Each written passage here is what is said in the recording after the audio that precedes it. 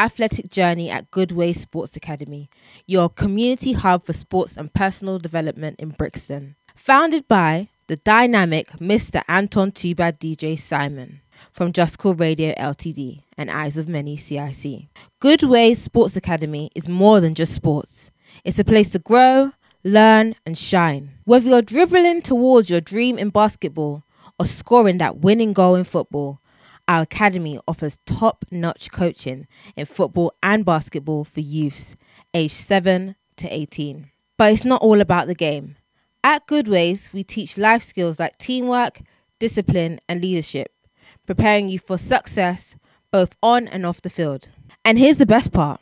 We're actively looking for passionate volunteers. Join us in coaching, event planning, or simply being a mentor to our young athletes. Don't miss out on the action.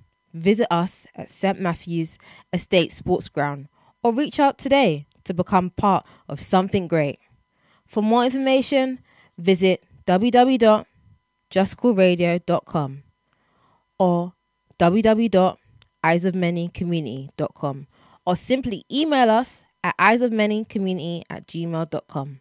Goodway Sports Academy, where good ways lead to great futures. JusCoolRadio.com provides exceptional standard to your video promotion and your audio promotion. Advertise with us now on the number +447 538 704 791. We take WhatsApps and we take emails. JusCoolRadio@outlook.com.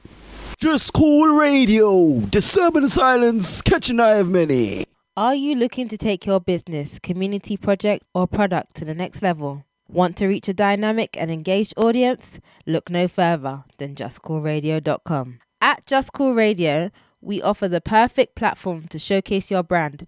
Our diverse programming and loyal listeners are the ideal match for your advertising needs. Whether you're a local business, an emerging entrepreneur, we've got you covered. Want to add some star power to your event? Book Just Cool Radio talent to bring excitement and professionalism to your next big occasion. Our talented hosts and DJs will keep your audience entertained and engaged. Don't miss out on this incredible opportunity. Visit JusCoolRadio.com today to learn more about our affordable advertising packages and booking options. Just Cool Radio, disturbing the silence, catching the eyes of many. Once upon a time, in the cozy Just Cool Radio studio, where the beats were always bumping and the vibes were always cool, lived a tiny kitten named Bop.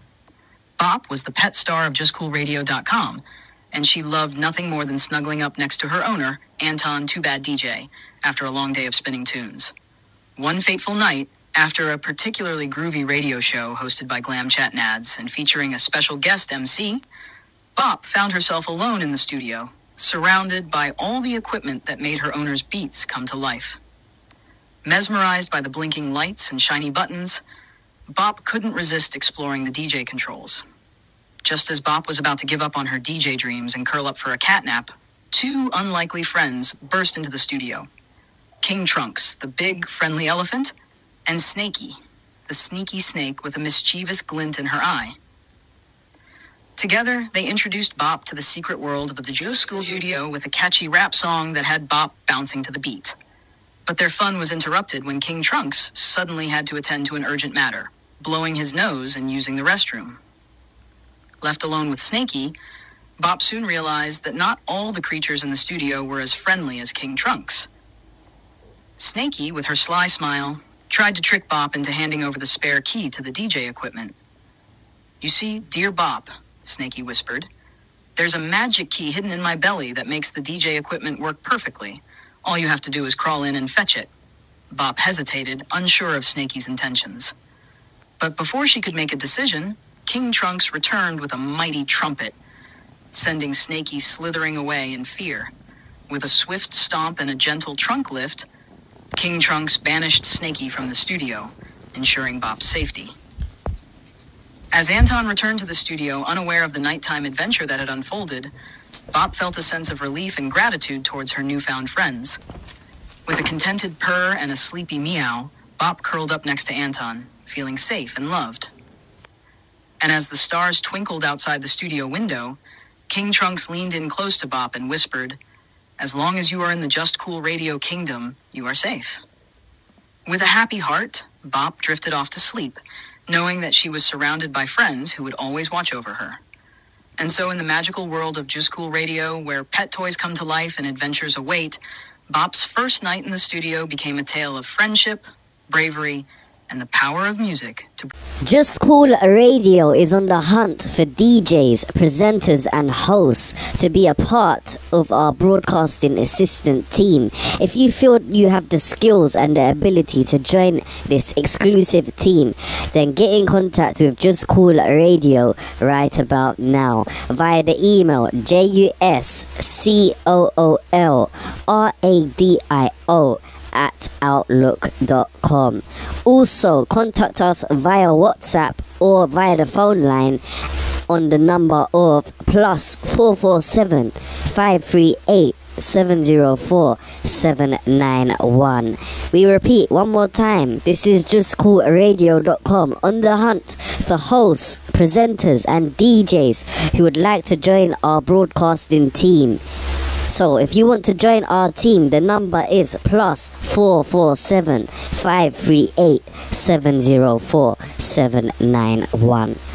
JusCoolRadio.com, disturbing the silence, catching the eye of many. It is, yes it is.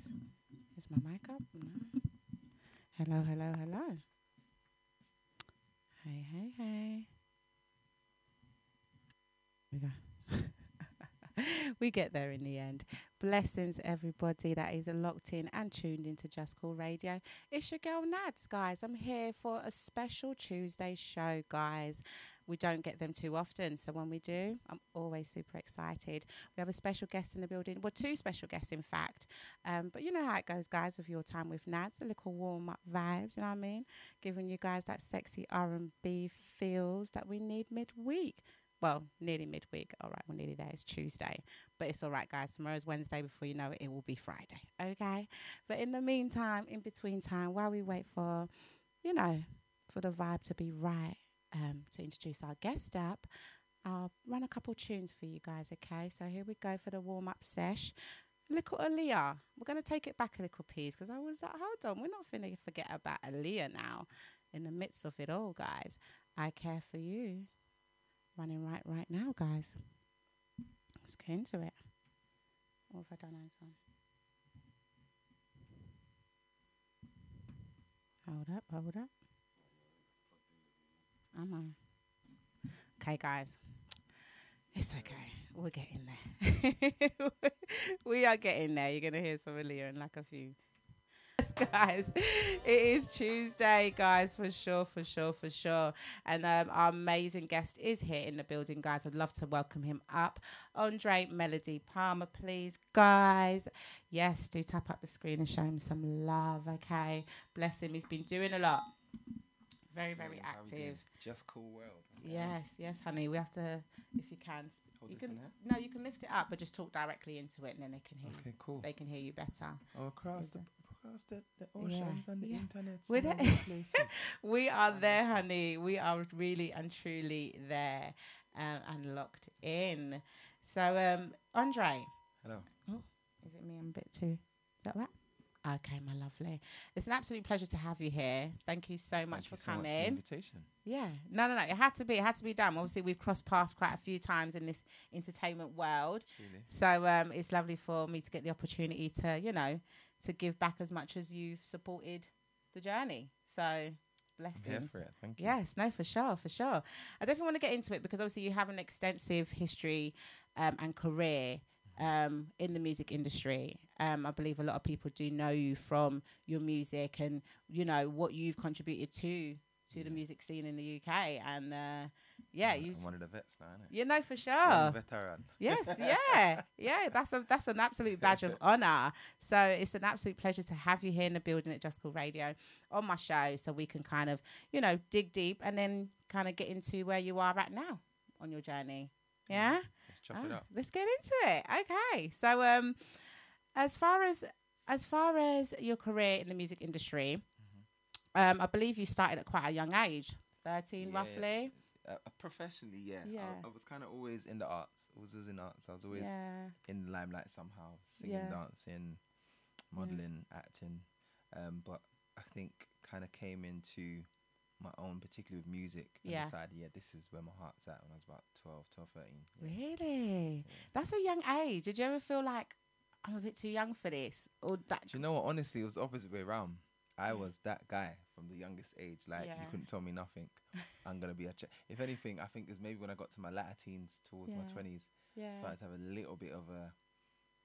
Yeah, in fact, we'll talk about that probably in more detail later. I had a little bout of depression, I'd even call it that.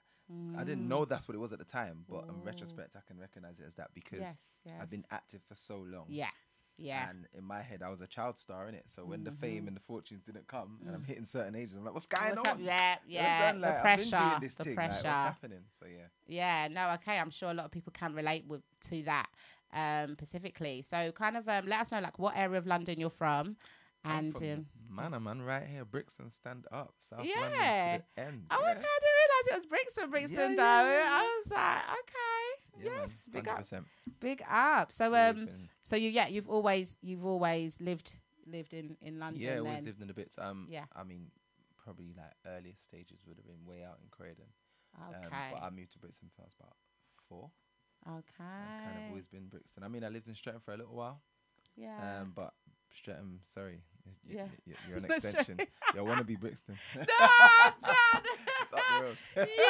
No, I feel you though. I feel you. They trying, bless. They've been trying. It's a bit better now. Back in the days when I was younger, like Streatham, certain areas was just like they were conduits. They were pass through areas. You know? Yeah. But it's like they're making their own now. I'm not gonna lie. You go through Streatham, it's active. It's well active now, isn't it? Yeah. Different place now. They really are. So as far as like your Brixton, I mean, hello. Yeah. You know what I mean? Very different place. It really is, honey. I don't know if we can weigh up whether it's good or bad, but I think there's pros and cons. There's definitely pros and cons. Yeah. But yeah. So growing up, obviously, in Brixton, in London, the heart of it all. Talk us a little bit through your younger stages, your upbringing, and ethnicity and things like that. So background. Jamaican heritage, 100%. Mum and dad. Big families, you know what I mean? So 3rd for my dad. Out of 7. Didn't really grow up with dad though. Okay. I met my dad when I was about 9. 8 or 9 when I first met him. And he's in his own right kind of a icon there, the UK music scene is concerned, particularly in the soundman system. Dope. So so for those who know about sound business, especially the older generation, if you know, like my dad's one of the people that when I say to that generation, they will bow down and like So that's one credit I have to give him. He's an icon in his own right. Mum, one of 5 for mum, so my second. So I grew up with big families. And when I say big families, I mean, like, my mum's the youngest of 16 children. No way. And that's proper old school. No, like, proper. In that way. And the smallest next gen, like after my mum's generation, is like 4. Like up to 20 plus. You get me? Like, I got uncles 20 odd. My goodness. So big families is what I'm used to. How was that dynamic then? As far as did you feel like there was a lot of support around you? It was absolutely. I loved it. I wish like call it nostalgia, call it I don't know. We all long for days of the past, and I feel like I grew up in the era of cousins, man. Yeah. Do you know what I mean? I grew up in the era of families actually operated and interacted like families. And the link ups. Yeah, and that's no shade. That's just real. We just live in a different world now. Our community in particular. And I would, in fact, shout out to anybody who still has that real grandma house, or do you know what I mean? Like that grandma's real every community Sunday family setting where even your family, especially if you're a big family in a certain location, your family becomes the extended family of everybody else's family. Yeah, you know what I mean? So I grew up in that era where your siblings and your cousins were almost interchangeable. Do you know what I mean? And just strong black women, kind of at the helm of most things. I'm an 80s baby, innit? Grew up in the 90s, so, you know. Okay. Well, the rich era, you know. I was going to say, as far as culture goes, and just what you're describing as far as that community vibe, the 90s was the essence. We the best. Period. You can't music. Everything was community. Lit. Yeah. It was felt safer. Even the criminals knew how to do it better back then. I'm done with you. It's true. But Listen, they all getting caught now. It's real. It was different then, yeah. Different and there was street code. There was proper street code. There was certain things that just couldn't go on. Wouldn't run. They wouldn't not on their own doorstep. You know, you wouldn't. Nowadays, you're hearing that cousins are doing this to brothers and cousins. Like scary. Scary, yeah. It's a whole new world. We'll get into it. Yeah, for sure. Into how I'm yeah, doing what I'm well, doing. right, exactly. I mean, strong believer in our experiences is what guides us to ultimately what our purpose is in life. So, yeah, with music, okay, so with your music journey and then like you explaining, like, you know, meeting your dad at, you know, still a young age, but a later age and whatnot, and him having his reputation within the music industry, would you say... Funny enough, it didn't have any influence because... thank you. I was, as I said, I was always active from a young age. So... Who kind of drove you into that then, really? What inspired you? Was it mum? Was it kind of like... Do you know, I can't even say... Mum definitely supported and facilitated, but it wasn't even... It was very self-generated, if I'm honest. Okay. I just loved the arts and I was always gifted. So like when you was at school, drama classes, yeah, I was always that guy. Yeah. You know, all right, you stuck out. I was the head prefect, but if you wanted the key to the mass block, you understand? I was that guy. Yeah. You understand? Yeah, head Nah, of the youth I feel council. you on that. Yeah. You're gonna check Jay in the car. I was that guy. I can't lie. You know what I mean? It was, but even before that stage, like we're talking primary school. I mean, right across, I was just the arts was always what I kind of gravitated towards. No, I love that. I was dancing from a young age. I did ballet. I did jazz. I did contemporary, and that kind of opened up doors to different spaces. I did a lot of modeling back then. Okay. I was probably more successful in my pre-teens. You get me? Like, literally. Yeah. At the age of everything I did like adverts, McDonald's, Woolworths. How did mum manage that? Videos. Because I know that when you're young, you have to have that parental. Well, this is what I'm saying. I have to give mummy props because mummy managed a lot single-handedly. I'm just one of the 5. Well, there wasn't even 5 back then. There was only 4 of us. That shout out to Baby Bro Kim. He's no longer a baby. You know what I mean? But he's the baby bro. Yeah. No, mum literally. My experience, as I said, I think many of us can relate to of that era, where black strong women literally were like the nucleus of our community in it, like in many different settings and different ways. So it's like my family's quite church orientated, like the bigger, wider family. Not my mum directly. Well, she is now. Done her 360. She's right back in there. Yeah. But we grew up as Rastas, isn't it? You get me? Okay, well there we go. Whereas mum's side of the family is like church of God, 7th year, grown and pillar of truth, Sabbath keeping. You understand? No ears ring. Deep. You understand? Proper church. Wow. So I think mum kind of rebelled from that, like being the youngest. You get me? Like, because she had mum was, as I said, the youngest of 16. She comes from that era of, you know what I mean? Like, just different things settings, just done different a certain world. way. Yeah. You can't. So she's got nieces and nephews that were much older than her. You know what I mean? So she kind of came from Jamaica when she was very young, 17, pregnant with my older sister. Okay. And kind of carved their own path. And I think that's what late 70s, isn't it? Yeah. Late 70s, early 80s. I'm 83. So my big sister would have been, so I don't mind telling my age coming to good fit. Anyway, listen, it don't crack, honey. It don't crack. Swell a little bit. That's okay. You know that's all right. That don't crack. It just... You're wealthy and healthy, and you know what I'm saying? You're eating good, baby. There's nothing wrong with that. But what was I saying? No, someone came early 70s. And I think why it was another iconic era for our people in it, especially in the UK, because this was very much that Black Power era. This was Black Panthers. There was a lot of protesting. A lot of movements happened in that space of time, and I think like black people kind of formulated in 2 or 3 main camps at that time. You were either church, you understand? Church, and you grew up in church, and or you were the proper like, or you was Rasta or Afro. You understand? Right? You understand? Or you was one of the little, what we call like the kinky jazz, the Jerry curls. You know, disco. Oh yeah, okay, yeah, I feel you. I hear what you're saying. You understand? Right? Yeah, one little drifters. Or you was one of the people that just did. You was a blue foot, and you sell out. You didn't want to be black. They exist. Let's keep it real. They still exist. They just got different names now, honey. Yes. It was one of the bougie folk that didn't want to associate with your people. Oh, Lord. It was one of those other previous camps. So you can guess which camp my mom come from. You understand? Like, we had locks down our back. Grew up in a very culturally rich environment. And Love I think that. that's what shaped my musical vernacular. Yeah. 100% have to give it to my mum. You get me? Like her taste in music and her collection across the board, everything from Shy Lights to Shabba Ranks was mum's thing. You get me? Dope.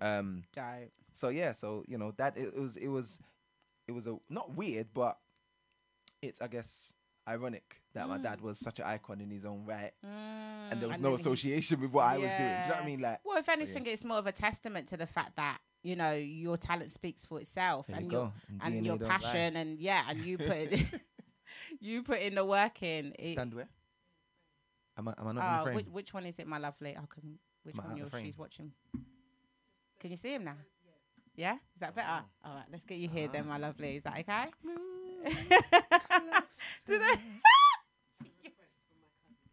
Hi, cousin. Oh, was it a request? Oh, yeah. Cousin wanted us closer, bring up everybody. It's love. It's She's love. blushing. Look.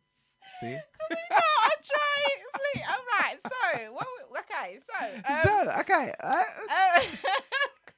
Don't do this to me.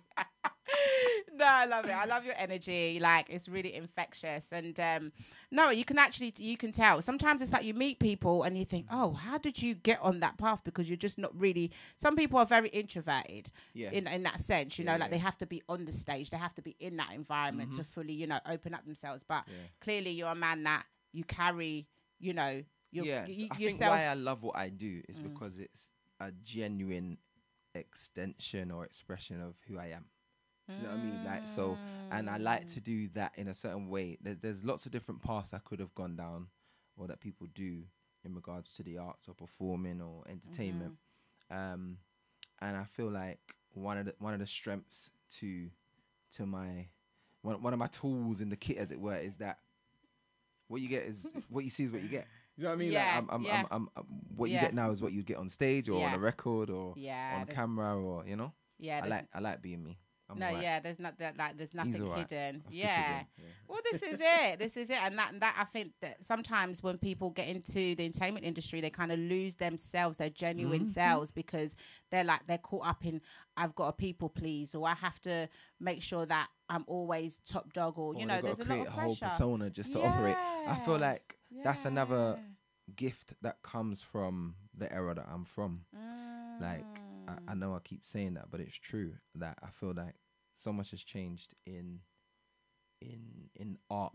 Yeah, you know what I mean, and in culture and entertainment, that you know, so much things are kind of just curated or manufactured or even, do you know what I mean, designed. Whereas like I come from an era where talent really spoke for itself. You know what I mean, like, and I think the biggest testament to it is that, like, my children are obviously literally, my older two are adults. They're in their early 20s now. Oh, dope. And even my younger lot, like, who are hitting early teens, or my youngest, he's 8. Yeah. They know tune. You know what I mean? Like, and they know tune, and they it's not a forced thing. They know. Nah, this era was where it's at. You understand? Like, they know old music. I've got an 18-year-old and she knows the tune. I'm telling you, like, most of us. I'll be like, how you know? She'd be like, Mum, this hello. is it. This is what I'm saying. The fact that they know just lets me says know it that. All. Yeah, says it all. That was. And then you got our generations above us who still know about 90s R&B, dancehall, reggae. This is even, it. You know what I mean? So yeah, anyway. This is it. Yeah. No, but anyway, with that being said, you know, with your extensive catalogue, and you know how much you've been out there and performed all over, you know, from what I've seen all over the world, you've toured, you've done so many things, amazing things. Are there any highlights that you can remember of, like, okay, in this particular place, this particular performance? Yeah, definitely. I think one of the biggest highlights is probably where it started for me. So it was in Jamaica. I was about 9, I think. Because I always, when I talk about my journey, it really started on stage. And I think that's another thing that's quite intrinsic to me and what I do. Hence why I necessarily got too much new music to play. Forgive me, guys. Nice. Because I spend most of my time out there on the field in a different right, completely. You get me? And that's where it started for me. And it's an art form that I think is really, really diminished. Like, there are some amazing artists who put out amazing work and great music, and they're big artists in their own right, streaming wise, numbers wise, touring wise, and you watch them on stage and they're dead. Or they can't perform. They can't translate what they do in the studio to an audience. And That's an art form that I'm very passionate about. We'll talk about that a bit later. Yeah. Some of the work I do. But started. I was 9 years old. We're in Jamaica. There used to be I don't know if it's still there. I don't think so. Ochi. There's a studio called Roof International. So it's a studio, and it's a club, and there's it was like a bar as well. So it's like a 3-story type of thing. So you got the studio on the ground, you'd have the club and the little open mic thing, and all the artists then were there. So in the 90s era, if you know 90s dancehall, because that's kind of where I started, you know, it was really in reggae and dancehall. All right. That's my foundation. Yeah. So we're talking about the Jigsy Kings, the Tony Curtises, the who's now Future Fanboy, but back then he would have been called Future Troubles. Okay. Spragga Benz, Frisco Kid, Tanya Stevens, them kind of, do you know what I mean? That era there where music was just sweet, you understand? Legends, right. So these guys are just there, normal, like every day. And I think, this is my youngest brother's dad at the time who were out there with the whole family was out there. And they're all soundman in a minute, so obviously they're there cutting dubs or whatever. And they had essentially what I guess is like an open mic night. You get me? Like they have like a showcase night every week or whatever, however often it was. I remember I'm 8, 9 years old, innit? Wow. Just on holiday in Jamaica with my family. I'm like, I'm going up. So my mom's like, where I go? Like, what do you mean? I'm like, give me the mic, man. You get me? Like, I went up there. Look at the confidence. I'll never forget. I sang SWV week, but on some dancehall rhythm, innit, and just tore out the place. But remember, I'm young them time, so like, and Jamaica's always been very supportive of young talent. Yeah. You understand? That's another thing. Yeah, I do. Shout out to little MJ, my little brother. Yeah, Little Links, Silver Links family. Yeah, we'll talk about you guys in a minute as well. That's my family. But yeah, that's a little young DJ at 9, tearing up the world literally at the minute. But Jamaica's always been supportive of that, and young voices on certain rhythms is something we're familiar. It's like the singing sweet era, and do you know what I mean? So it literally started there. Yeah. Tore down that stage show, and then like literally the following morning, they was beating down the hotel door like, come here, I got a studio. Like, and I'm voicing with everybody, like all the icons of that era there. And they wanted me to stay out there. Like, I always cuss my mom and say, you should let me stay out. Left him for 6 months, mom. Can't leave my child. He's got to go to school. You get me, like kind of thing. But it started there, so I'd say that was definitely a highlight that I'll never forget. Yeah, that's amazing. I would say probably the next one that I will mention or remember. Yeah. Because there's been so many, to be fair. And there's still so many to come, you know. My old but in a cold. Yeah. No, honey, you're still hot. Would have been, I think it was about 2013, if my memory serves correctly. Okay. I was kind of relaunching as a solo act again because I've always been a solo performer, but I've kind of always drifted in and out of group settings. I was going to say, to be fair, you perform a lot with bands. Yeah, so even before the bands, it was like, all right, so coming in that era, I was coming out of a group called New Soul, which was a gospel group. And I was doing up that, and I was doing up Christian life at that point in time. Yeah. And I just finished a theatre show as well. Like, I'm not from that musical theatre world, but I was doing the Michael Jackson show, the Philly Live show for about 2 years. Yeah. And coming out of that, it was... That's right. It was a Angie Stone showcase. Shout out to one of my other business partners, Orlando Gittins, Musical Therapy, because he used to put on some amazing events at the O2. So it was like Angie Stone, but he had all the greats on it as well, like the Omars and the some of the UK greats. And like I kind of had a bit of free reign in it. Like usually on those type of shows, you're lucky if you get like 5 minutes at the beginning, but through connections and good living and good people, I had a 40-minute set. 40 minutes. And I was pretty much told you can do what you want to do. I said, you want to give me Angie Stone at the O2? Are you all right? I said, all right, say less. I had a 10-piece band. I had a horn section. I had, we went in. So even I'll send you the footage. I was gonna say, I'd love to see that. A bit of a renaissance moment for me because we went in. Yeah. No, that's dope. That's dope. So I mean, you mentioned that your start off was in dancehall. You've also obviously done many other genres. Yeah. Is there a particular favorite of yours that you that you enjoy performing? I have a favorite? I don't think I have a favorite, but do you know what it is? I think that ultimately my music and my voice is soulful. Do you know what I mean? So it doesn't matter what I'm lending that towards, because as you said, everything from there's stuff that I've pioneered that people don't even know about. Do you know what I mean? Like there's dancehall stuff, there's there's old school grime stuff. There's gospel. There's roots rock reggae. There's R&B, jazz. We've done it. Do you know what I mean? Like, kind of thing. And I think that's what, again, one of the strings to my bow is genuine versatility. Like, you know, some people do a bit of this, do a bit of that. It's a bit of a blessing and a curse, especially coming from the UK. Like I said, the reason why, I mean that from an industry perspective, because they don't really know how to facilitate and support versatility like that.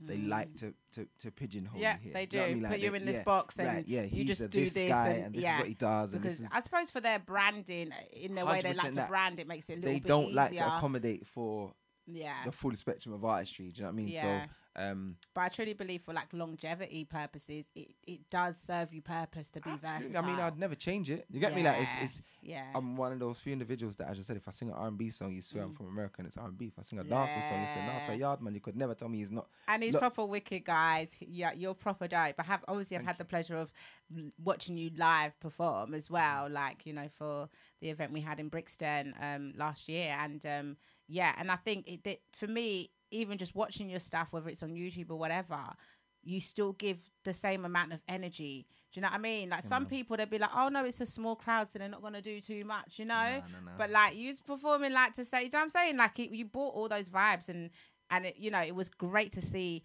the crowd were just so like, you know, in uproar over it. Because it's just like, it was that amazing energy. You know what it is for me, yeah. Like I said, it's the same rapport, same energy now, innit? I genuinely don't like performing. I actually don't like performing. I think maybe when I was younger. Which part of it? I don't like. Let me land. How now? Let me land. Like, I don't like performing because for me, performance is a bit. It's a bit. Don't get me wrong. I'm good at it. It's what I do. It's part of what I do for a living, innit? But it's just like, for example, there's a difference between having a conversation with me and interviewing me, isn't there? True. You know what I mean? Like, yeah. But the best interview is like, you could just flow in conversation, innit? Like, so they for me, intertwine. Right. So for me, I like to share. There's a difference. You get me? Like, I like to actually just share and engage. I like audience, but I don't want to be over here. I'm performing monkey and you over there clapping. You know what I mean? Like, nah, we're in this thing together. Let's vibe. Let's do something. Let's enjoy this space. Okay. That's more. Okay. And I think that's probably why I've probably even ventured more towards the hosting. Yeah. More than the performing. Yes. As it's gone on because of that reason as well. Yeah, no, don't. Okay, yeah. So the interview is definitely flowing, but I'd like to just, you know, give us a little break in between, run a little Erica Badu. Oh, yeah. I don't know. I feel like that's just a vibe right now. Is that what we're doing? Yeah, honey, all right. you know, you said so. Okay. I said, yeah, Erica finna come in and do her thing. So, yes, guys, stay locked in. We've got the amazing Andrae Melody Palmer in the building, guys. Share up the live, show the love, and stay locked in. Plenty more to chop up about with his amazing journey and what he's currently doing right now. That is just amazing work. And then we're going to get into it. So, yes, guys, let's get into it. And like on and on. On and on. It does get warm, doesn't it, my lovely? It does. Well, that's in between love and hate, because that's some real talks right there, though. Some realness. Featuring Shirley Murdoch, guys. She know like he got on nothing. What has happened there? What has happened, guys?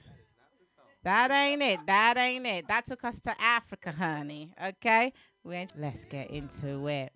Because, yeah, there's been a lot going on in your journey, and I think you should be extremely proud of yourself. And even when you were saying earlier about, you know, you went through a moment where you was kind of like, well, why is the money not coming in? Why is this not coming in? But it's like, there's so many levels of what people class as success. Oh, yeah. Do you know what I mean? And the fact that you had the ability and the resources to get out there and show your talent and showcase it, not just be one of those boxed in, you know, studio artists. Yeah. And there's nothing to downplay them, but like we kind of, you know, went through earlier, it takes a different level of charisma, characteristic to 100%. Apologies. Yeah, a whole different skill set that goes into that. So I guess along your journey of being in the music industry and all the stages and things that you have done, I suppose have led you to this journey to this stage, shall I say? And How did you find the transition? When did you kind of realize to yourself, you know what, I've poured in everything I can. I've enjoyed it. It's been an amazing ride. Now I'm ready for the next level of this life. I'm ready for the next level of my career. How did that happen? And was it an easy transition? And what did you get into first? Okay, so I think am I in? Sorry. You Yeah. Uh-huh. So I think like it's still an ongoing journey for me. Do you know what I mean? I don't think there's ever been any sort of definitive eras where it's like, yeah, that's that, and I'm never going back to that, and it's now this. It's been quite organic. I feel like where I'm at now is I'm much more in the space and invested in curating a space and platform for others, because I generally enjoy that. Yeah. And it's also I guess more viable in some ways about how I can garner resources to make things happen, because a lot of the time that's been frankly the main Achilles heel to a lot of what, as you said, the hampering or what you might feel like, it's not reaching to where you want it to reach. And there's been a few different eras of even that feeling, if that makes sense. You get me? Like, so as I said, I spoke about when I was much younger, and that's because I was so fixated in my head from as young as I can remember that you couldn't tell me anything else, that I wasn't going to be a global superstar. You know what I mean? Like, that's all I cared about. That's all I saw. Sure. Nothing else mattered. And it's like I got to a certain age where I expected more to have happened. And I think that's a very trying age, particularly for young black boys in London anyway. Do you know what I mean? Like that sort of 16 plus era. That's it. Yeah. It's that transitional stage. Yeah, it's very real because you feel like you're a man, innit? Like you feel like you're a man at 19, 18, but you're very much not yet. You get me? But at the same time, but you're not a child. You get me? Like you're not a child. It's a thin line. And it's literally. But it's a very tricky era to navigate. Yeah, no, for sure. Especially coming from where I'm from. Yeah. Where, do you know what I mean? I'm from the estates in Brixton. I'm from Angeltown particularly.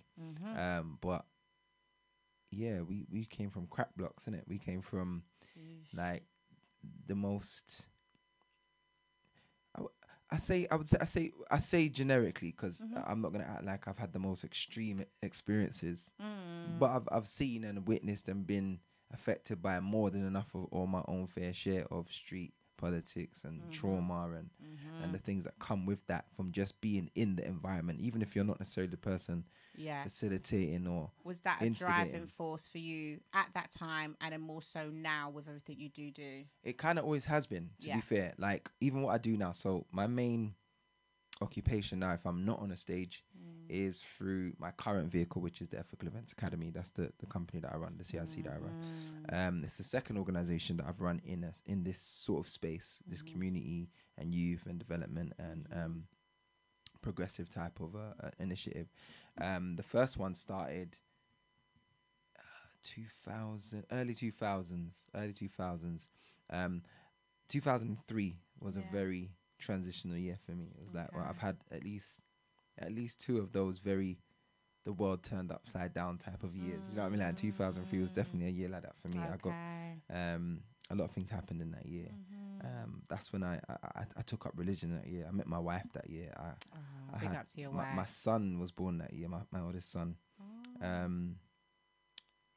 Major health issues and miraculous recoveries by the grace of God. Like a lot of things happened in that year. And then I don't believe in coincidence. I don't believe in chance. You know, I'm a firm believer in the Most High. And so I know, again, not just from living and experiencing, but even retrospectively looking back over it, that had that year not been as tumultuous as it was, and what led it, what was leading up to that point, come 2004, had I not been in that space, I probably wouldn't be here. Do you know what I mean? Like, to be honest, because 2004 was mad. You get me? There was a mad spate of violence that happened on the ends. You get me? My younger brother, my immediate younger brother, got shot. My close, might as well say like my brother, a good friend of ours. Shout out to the Marriotts, you get me? Hold tight, Ham. Because I know he's still with us. He got murdered like maybe 2 weeks after that. And for me, it was like, don't get me wrong, we're familiar with death and violence to some extent, but not like that. This was the first experience of it really hitting like right home, like your address home. You know, you get like your own blood home. Yeah, like there's no escaping. Yeah, it. there's you can't go around this. You can't. This in the face. This like, is This was it. This was what we was watching in the movies. You get me? Like, you know, this was Boys in the Hood, but in Angel Town and Mitesfield and on the ends. You get me? Yeah. And for me, it was like. I kind of recognize I was kind of always in that progressive space. I was always working in a youth and community setting before I knew it was work, if that makes sense. I was volunteering. I was kind of always involved. I've always just kind of been a bit of a light. Do you know what I mean? Like in certain regards. So as by the time I got into that stage, I'm a single parent now with my first 2 children, and I'm dealing with that level of what's happening around us. It's like I knew, felt very challenged to want to make a difference, but I didn't want to be cliche about it, and I didn't want to pay lip service to it. Being very transparent, I didn't want to put my friend's face on a t-shirt or sing no song or hold no peace concert. You get me? Like, I'm just being honest. I didn't, and there's no knocking that. That's just genuinely my emotion and my feeling and my mindset at the time was like, nah. And it kind of led me to start with some research, and I started just kind of looking at the common denominators of this experience for us, particularly us. And I say us, I mean people who look like me and you that carry this beautiful melanin skin. But a lot of us that live in these environments where it's kind of the same story. You know what I mean? Like, blessing and a curse, isn't it? It really is. Like this ghetto fabulous, crime ridden, not really excelling in education, typically single parent family, and all the other things that kind of feed into those stereotypes. I started to realize, okay, but this isn't just our story though. Like it's kind of universal, and wherever we are in a certain setting, like why is that? Why is it that for me, for example, as a young youth, I knew that I was one of the kids that had more options than a lot of my peers because I was talented, I was gifted, I was doing stuff. You get me? Like I was like, there was a few of us, like some it might be football. You get me? Like, and they were in academies from young because they were skillful, or do you know what I mean? But having most of us, dream. I was one of those guys that was always active from a young age, so I was never really too caught up in a lot of the foolishness. But as I said, you get to a certain stage where just being there, just being from that surrounding, it's gonna affect you. It's gonna creep up on you, and when it did, in the most extreme way at that point in my life. Like I said, that's a lot of trauma. No, it's real. To actually face, and then through that still hold a sense of light within you, because it can dim people's lives. That's what I'm saying. I can't even take credit for that, if I'm honest. All I can say is I know God knew what he was doing, because my journey towards really patterning up and sharpening myself up, almost saw this then, came a little bit before that. That's what I'm saying. I talked about that 2003 years of transition, because I mentioned that little bout of depression. Yes, you in my late teens, and that was very real, because at this point I'm known. Who did you have guiding you through that moment during that time? Do you remember? I didn't have guidance. That was part of the problem. I didn't really have a go-to guidance. I didn't have role models or anyone in my immediate circle who had maybe walked a bit further down the line before me that I would look up to, if that makes sense. So a lot of my peers, I've always been quite mature for my age, so most of my friends are older than me anyway. So my bridging them, when I'm in my 16, 17, 18s and the early 20s, and this is also the era of teenage pregnancy, yo. Yeah, it's like, no, real talk. This is again, for those of us that work in the space, like Glam had the highest teenage pregnancy rate in all of Western Europe. And Southwark, you dirty bungles, had the highest STD rate. So I'm just saying. Oh, I didn't know that. Sorry about that. There's a bit of tea. Yeah, but it's true. I remember it vividly because I was there. Wow. As I was saying. Well, but this was very real. This was an era where 13, 14, 15, 16-year-old girls walking around with buggies was normal. Well, I mean, that's what I don't know if you know the area Penge. I do. Yeah, Penge is like, I call it Baby Mum Central. Yeah. It's real. It's real stuff. It's very real stuff. I'm not making this up. You get me? And I remember it vividly because I was there. Do you know what I mean? Like, a lot of my friends, like I said, they were a little bit older than me, but by then had 2-3 kids, and I'm not talking about in a stable setting either. You know what I mean? Like 2 cheap baby mother, drama, this, da da da da da. Yeah. So Yeah, like forget EastEnders. You just open your curtains. Like, you open your curtains and it's all happening. It's all happening. Shout out to a lot of them as well, because a lot of them are doing amazing work and their children are patterned and doing great things now. We're proud of them. I was a teen mum, and I think that was actually my drive. Becoming a teen mum was my drive to accomplish something. I became a father at 19. Yeah. You get me? Yeah. And definitely everything changed from there for me. You get me? But I remember at that same era, because it all was kind of happening at once. It was like the frustration of not having the success that I've been striving towards for so long, combined with, like I said, just the pressures of that era and that age where it's the get money age. You understand? Like you're not at home no more. You're not relying on mum no more. You feel like you're a man, so you're linking gal, and unless you're really on crime or really got a great job, which is unlikely at that age, there's always going to be a deficit. You get me? Like between what you want and what's really accessible to you. What's achievable? Yeah, so 100%. And then this is where company really does matter, because as much as I love my guys and they all know who they are, we all grew together in it. There was definitely, like, I can only describe it as like a cloud over the mandem at that time. It's very real. Like, I remember it vividly. It was like a little period of time. I told you, like 2002 to 2004. Everyone was just kind of on crud. Like, I'm talking about guys, we all grew together, we're loving guys. Don't get me wrong, we're from the ends in it. There's always been maniacs. You get me? Like real talk, there's always been straight up villains. You get me? Like, but I'm not even referring to that. I'm talking about just your man them that you grew up with and love and grow with every day. Just because you get to that point where like, man's hungry, bruv. Yeah, like, everyone's frustrated. Fruss. And when you got a concentrated conglomerate of frustrated, young, powerful black men, things can go either very amazing if it's facilitated right, or very, very, very destructive. And that's really what started to transpire on my end. Like I said, certain things kind of always been that way, but in my immediate circle, I started seeing a lot of things happening, a lot of trauma, a lot of violence, a lot of things happened, and I just felt like. So did you have to kind of then decide at that point, I need to switch up my Yeah, it was slightly before that, and like I said, if I'm honest, it was God. It wasn't me. I can't take credit for it, because I was just as susceptible to some things, and the reality is this, isn't it?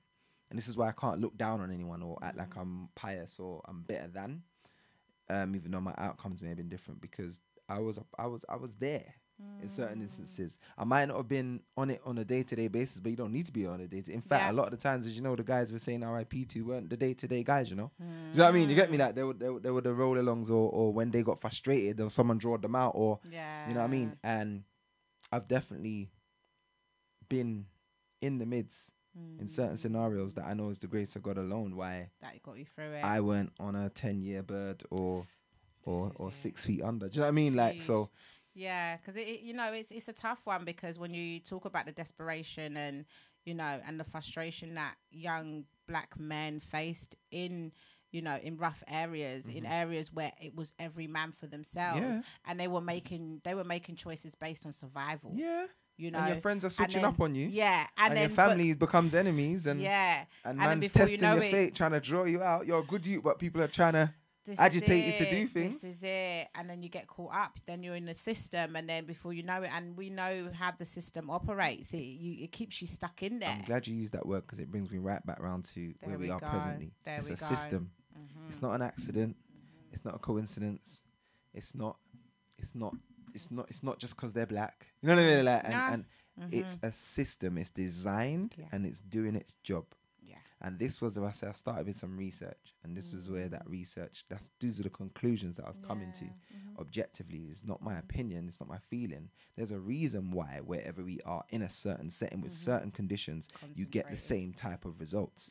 Whether you're talking about Sao Paulo or New York or South Africa or Jamaica or Trinidad, or do you understand? Like, anywhere we are, there's right, literally, and you're right. They're created, and it's funny because I was talking to go for it. No, sorry, I was talking to my friend the other day. Shout out to Melt Me actually as well, because saying that it's funny how when it comes to when you look like somewhere like Catford, for example, or Lewisham, and you'll see like 3, 4, 5 bookies, and then you'll see like 10 chicken shops, mad hair shops, and then you just go down the road, off license. Then you go Greenwich, somewhere like that, And you might see galleries. one. You might see one. Yeah, you'll see galleries. Tea-shops. You'll see coffee shops. And Parks. Open spaces. No, no, real talk. And it makes a difference. It does make a difference because the moment, if you're from the hood, really, and I've been blessed with the gift of traveling. As you said, I've been around the world. Yes, you have. And that is one of the things that instantly impacts you when you're in different environments. I'm not even talking about the people. The people is one thing, but just the environment and what's in that space and how it affects you is a very, very real thing. You know, they call it feng shui in Asia. Like, it's a real thing. Like, and as you said, like them tower blocks that look like prisons. And do you know what I mean? Like, it's all. There's a whole concept. You know that whole prison to pipe. What do they call it? Oh no, I know what you're talking about. Pupil to it's a pipeline, but basically it's the school to prison pipeline. That's what it's called. There we go. Yeah? And they decide. And all right. So as a matter of fact, just so I'm not speculating here, this is factual stuff that they used to, or not used to. I don't know if they still do, but they predict the amount of prison spaces that they need to build. Oh my God. Based on the SAT results. Do you know that? No. What? Research it. Check it out. Based on the SAT Don't take my word for it. results. So it's based on the SAT. So from that 12 to 14. They just predict whether you're going to be a criminal or not. Because numbers don't lie. So literally, and again, it's the same thing when you look at particularly our community, because that's where my concern is and where my main focus is in terms of my work and my passion. But I can attest to that, and most people can. Most of us, not all, but many were bright in primary school. They come into year 7 with that same bright spark. By year 8, it's dead. They're not engaged. They don't care about school. They're not progressing like they was. What do you think is that kind of creates that switch then? I think it's a combination of things. It's the put in inverted commas, the education system.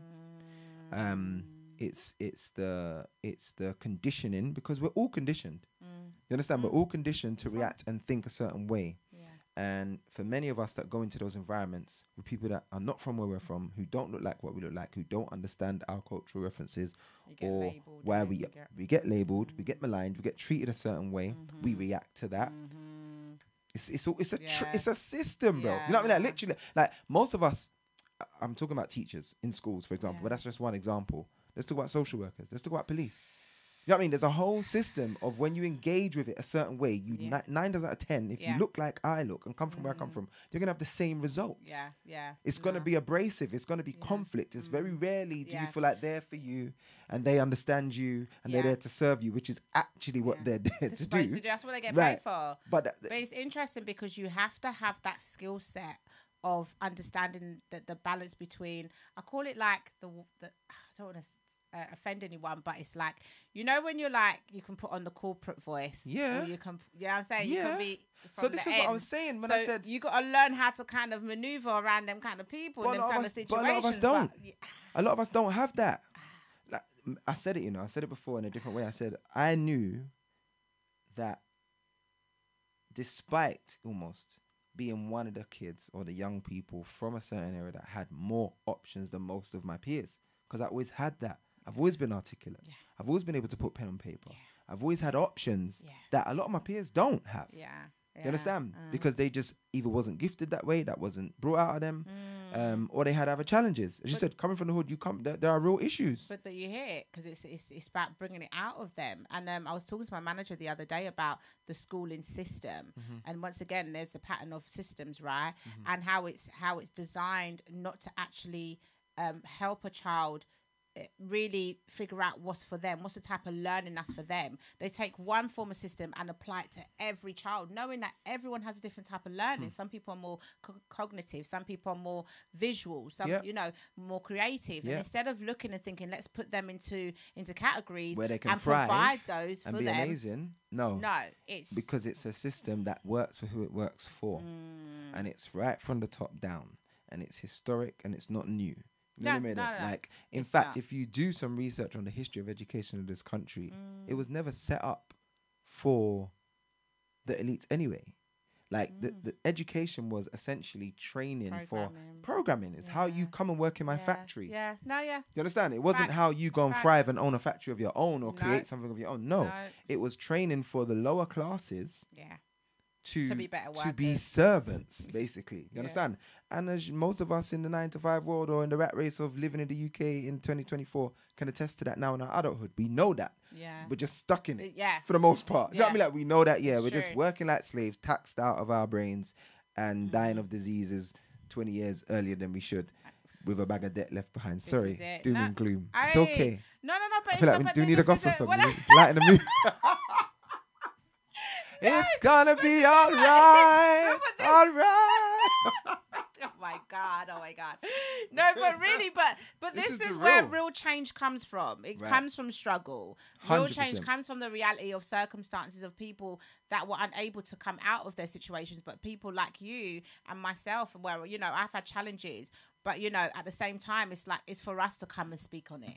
Do you know what I mean? Because we know one side and we know the other side. And some people only know one side of it. Pressure really does make diamonds. It's very true. It really does. And a lot of the innovations 100%. And the beautiful things, particularly in the creative space that we see and love, and even in the technological age and era, comes from us.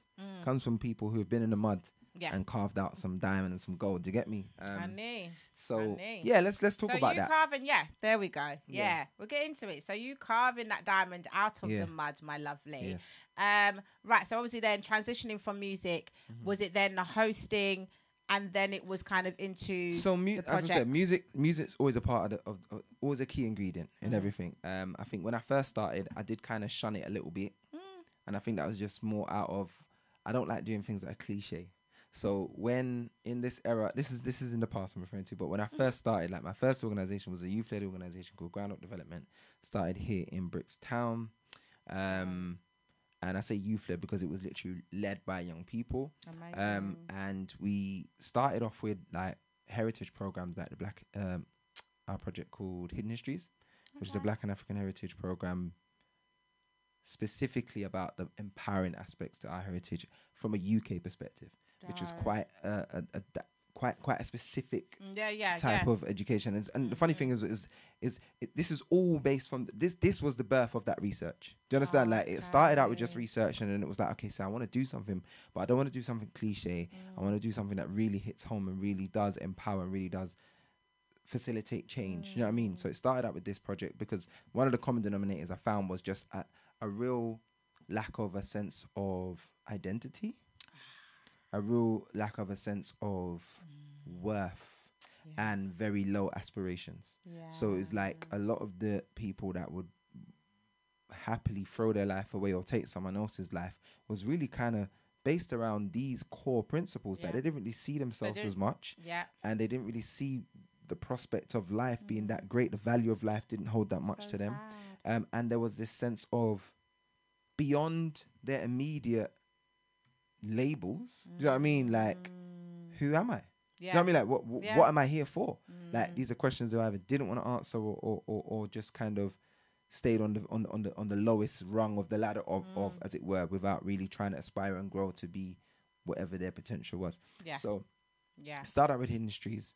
That grew into other projects like part of our Heritage Ball, and other initiatives like the Lambeth Youth Bank, which was it had Lambeth had nothing to do with the local authority. They ain't never supported me, yo. Yeah.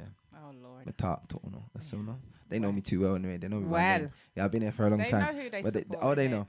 But they hated on it. They didn't like it because again, it was coming from targeted. It was real, and we was doing amazing work. I had a grant making scheme in the borough where young people could apply up to £1,000 for community projects, and not just apply for money. They'll be walked through that whole process. Because for me, like I said, I was one of those kids with options, but I didn't know.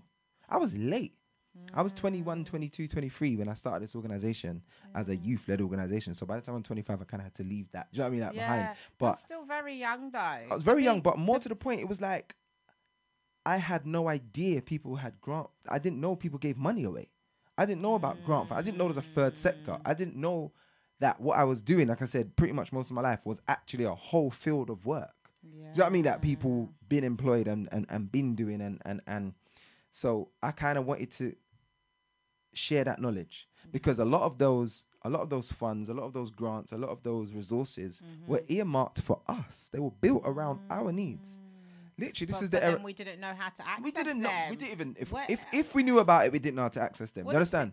Well, the thing is, the single most parent. I learned about it is like I learned about grants and things like that with youth clubs. And where are the At youth least they clubs taught you. now? No, but at least they taught. Right. There was no ain't youth clubs. no, Exactly. barely now. But a lot, we're creating and some those. of them, to be fair, some of the individuals from that era, a bit before us, did a disservice as well because they didn't pass on the information. Do you know what I mean? A lot of them did pocket stuff. Let's keep it real. Come on and, now. And a lot of them, Corruption is real. it's very real. It's and a very lot of real. them, especially in Lambeth. Hello. Anyway, it's I'll call names, know, bro. let's I'll put call pressure names. Play a tune or something. No way. Yeah, Lord of mercy. It's getting hot in here, guys. No, but real talk, because year of exposure.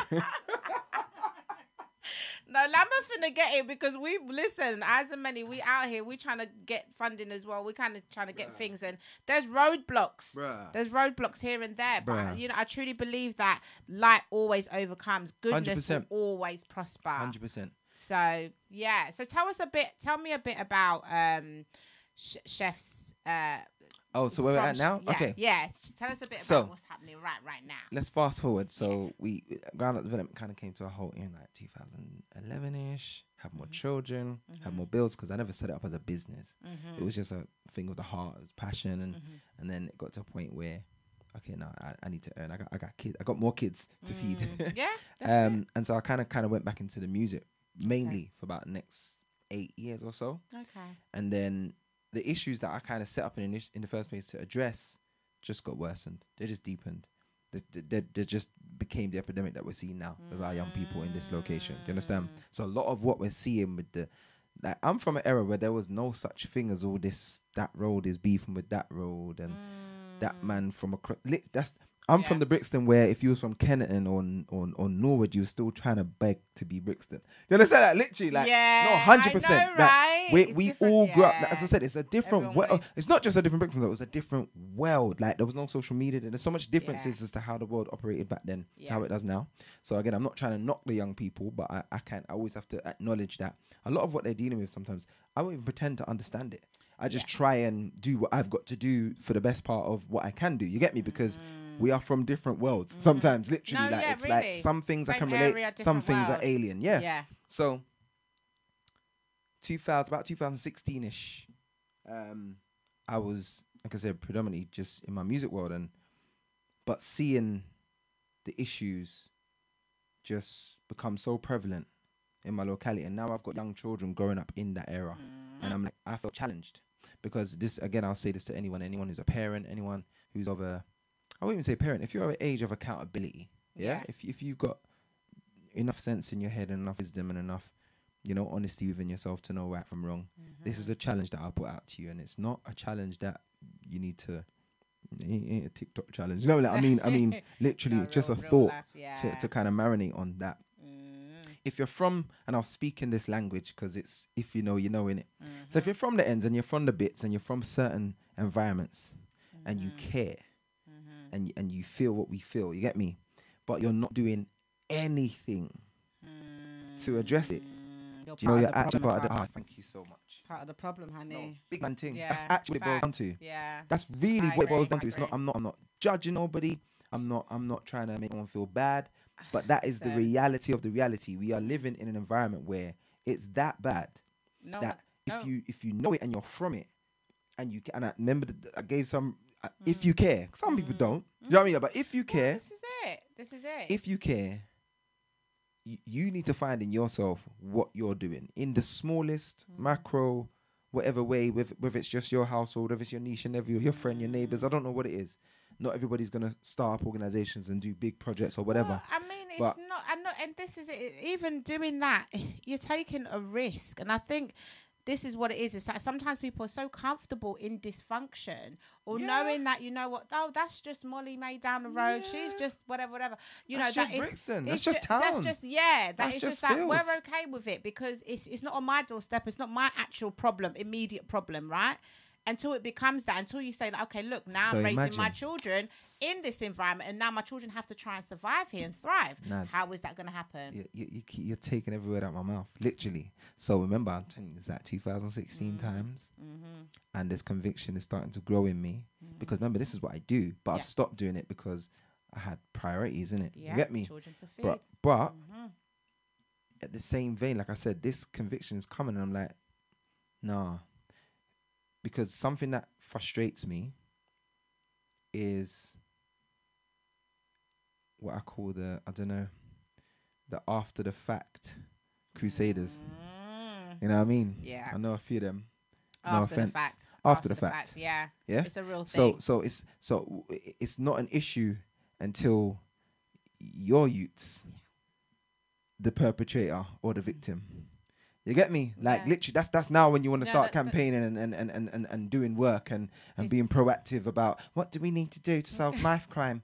You know what I mean? Now you want to get active, like it hasn't always been there. Oh you understand? God. And that disassociation, and it comes in different forms. You know what I mean? Like sometimes it's a coping mechanism for some people. So I won't say that you intentionally go out there, but it's also it's a symptom to the issues. And God bless you. You need that. That's the very least. Yeah. Do it. But the reality is, this was my conviction. I said, imagine what I literally said the words. I said, so what am I waiting for it to be my youth?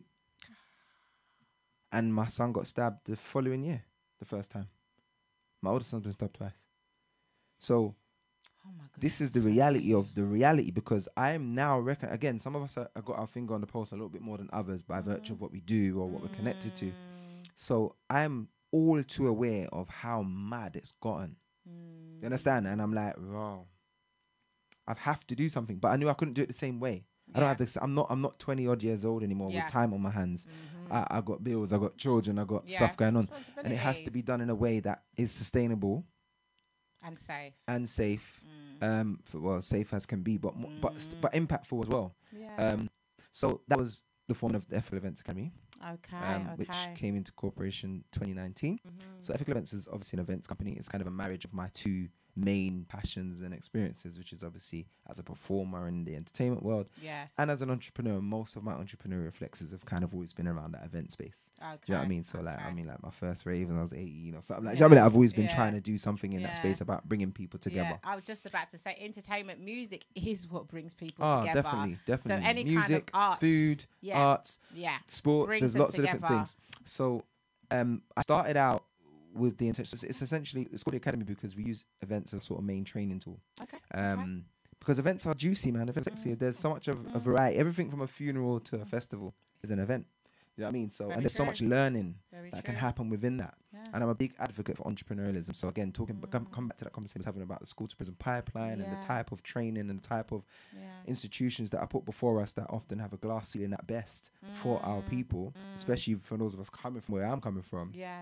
Entrepreneurialism really does open the world up much wider. 100%. Because you know that saying where they say aim for the stars, and if you don't hit it, you hit the treetops or something like that. In short, for me, it's like, and don't get me wrong, I'm an advocate for education. I think it's amazing and we all need it, but I'm definitely always going to be pushing. I push it because the education you get within the entrepreneurial experience is second to none. And anyway, I could waffle on about that, but cut a long story short, I wanted to do it in a way that is sustainable. There's growth. It's investable. And if I'm honest, I'm still kind of re-getting there because obviously, as I said, we incorporated in 2019, December. Lockdown came March 2020, love. You understand? So imagine starting an events company 2 months before lockdown. Oh my goodness, it's a lot. So the ride has been real. You get me? Yeah, for sure. So it's really only been in the last 2 years that we've kind of been, kind of re-establishing what we're doing. So how can people access that right now? So best place to follow. So there's a bunch of different programs we run. Our sort of main flagship program is called Out the Box. Out the Box consists of the Level Up Live Showcase and Artist Developmental Program for under 21s. Amazing. Which is really kind of got us off the map. You get me? Like we just did our finale showcase for this year, which has come to an end now anyway. In April at Somerset House, 300 odd people. It was amazing. Wow. And that is all about facilitating talent. Do you know what I mean? And talent across the board and stagecraft. That I think I'm passionate about. It's about performance. It's very performance orientated.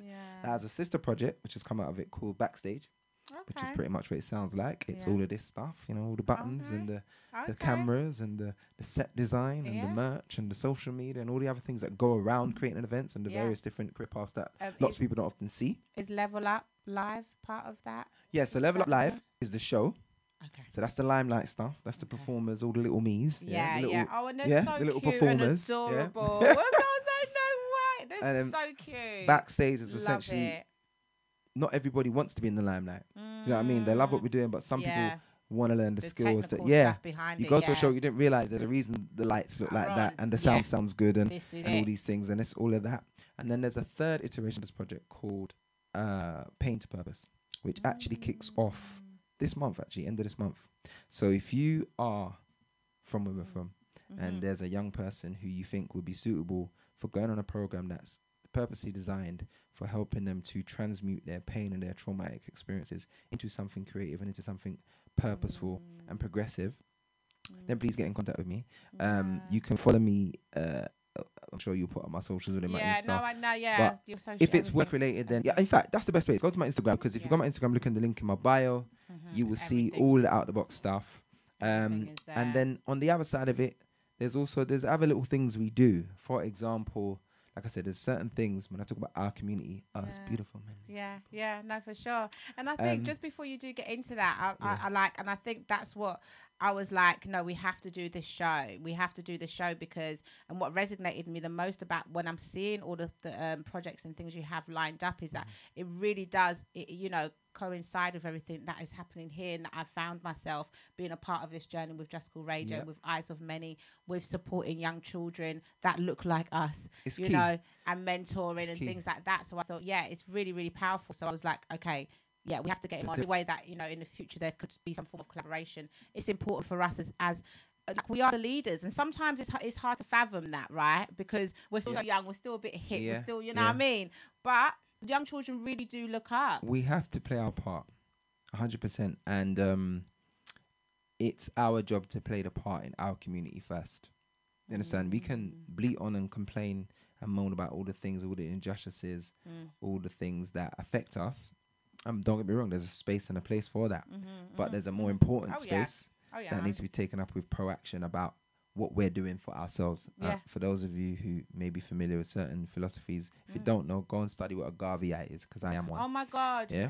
And that's kind of been... I'm more on Malcolm X's side, but at the same time, I've read the book. I've Malcolm X is a Garveyite. This is why I use the term Garveyite. Yeah. So you talk about... Look at his chillers. Go on. Talk about Marcus Garvey. Yeah. He's not... Again, some person I grew up in a Rasta household. Yeah. So certain things, if I'm honest, I didn't really understand the full depth of. It was a lot of cultural references. There was a lot of symbolism and a lot of things I had known. Yeah, Marcus Garvey, back to Africa and Jamaican national hero. But beyond that, I wouldn't be able to tell you much until I went and did that research I was telling you about. And it led me back to Garvey, because Garvey was one of the, Garvey kicked off the whole African independence movement. Garvey, all Pan-Africanism, all of the, you name it, Black Panthers, Malcolm X, Martin Luther King, majority of the Black Power movements of that same I was referring to earlier about my mum, the late 60s and 70s, their parents were Garveyites. They went to the UNIA, which is the international organization this man organized, that was fought down by this Dr. Britain. The way they infiltrated that, so we ain't got time to get into Garvey now. There's a lot, but do your research. I was just about to say, do your research. I mean, this is why these conversations are vital, because it allows, whoever's watching, you can be from whatever generation you're from, but it's like, if you're not, the seed needs to be planted. Yes. I'm all about just putting the seed out there, because I'm not the be on end all. I don't know everything, but the bit of information that I do know, if I can just plant that little seed and you go off and do your research, that's what knowledge is about. It's about 100%. Sharing. And it gives you context. So when I say things earlier, like there's a system and it's not an accident, it's designed well and it does what it was designed to do. You go and understand, like anything, it's like a map, innit?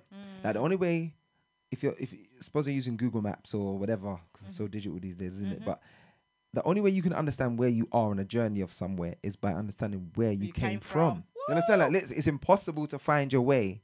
If I'm saying to you, I've got to get to you in Brixton Hill, and you say, where am I? And I say, I don't know. How can you help me?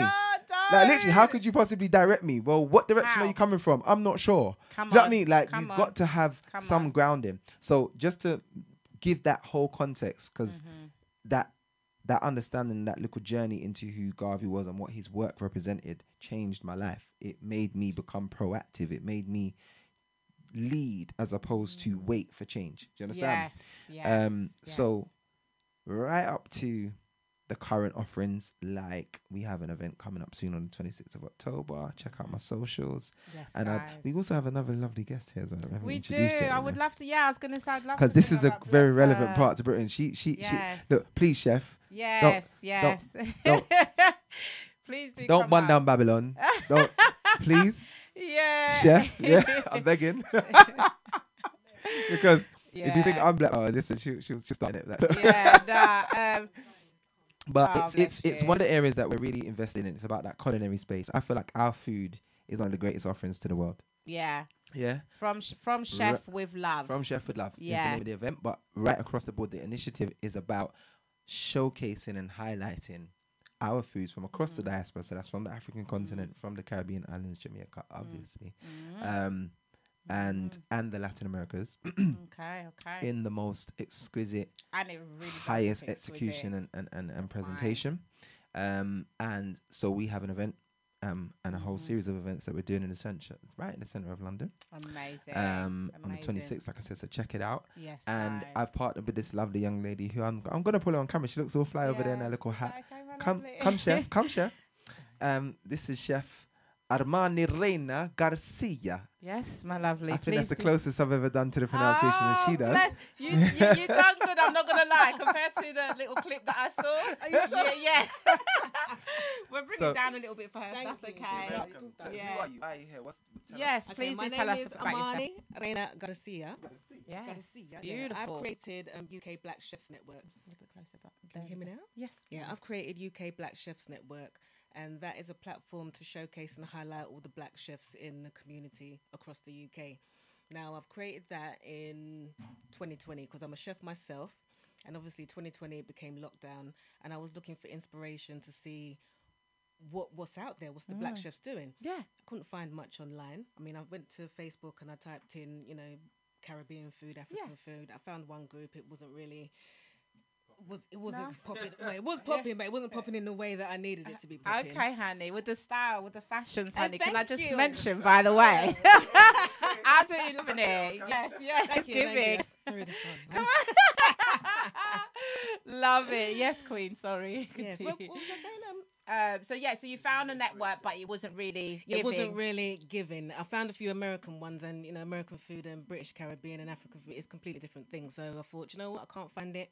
I'll make it myself. Yes. So I created it myself in lockdown, and I had a whole lot of influx of people looking for the same thing. So the group got bigger and bigger. Amazing.